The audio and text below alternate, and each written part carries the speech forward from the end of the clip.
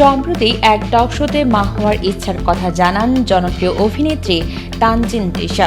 অভিনেতা জায়েদ খানের সঞ্চালনায় ওই টক শোতে এই অভিনেত্রী জানান তিনি মা হতে চান। এরপরেই সাংবাদিক জাওয়াত নির্ঝর প্রকাশ্যে আনলেন তিশার সন্তানের ছবি।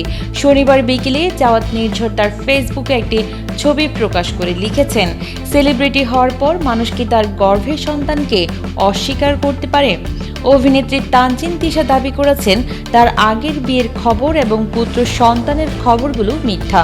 তিনি আরও লিখেছেন যে ছবিগুলো দেখছেন সেগুলো তিশার মিডিয়ায় আসার আগে। তার সাবেক স্বামী এখন দুবাইতে বসবাস করে। সেই ঘরে তিশার একটি পুত্র সন্তান হয়েছিল। সেই পুত্রের সাথেই ছবিগুলো। তিশার সেই পুত্র সন্তানটি এখন ঢাকায় তার দাদির সাথে থাকে। তিশার টক শোতে মিথ্যা কথা বলেছে।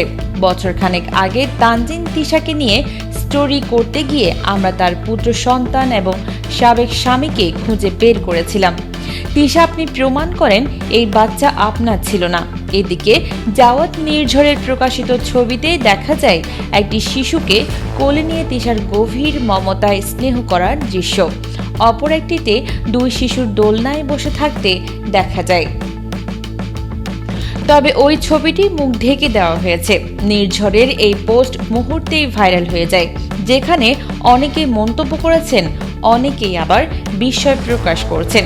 প্রকাশ্যে আসা ছবির বিষয়ে তিশা বলেন, অনেক গুজব শুনেছি, তবে এর মধ্যে একটা হচ্ছে আমার নাকি 2টা বিয়ে হয়েছে, 3 নম্বর বিয়ের অনুসন্ধান চলছে, আর আমার একটা বেবি আছে যাকে তাদের কাছে লুকিয়ে রাখছি।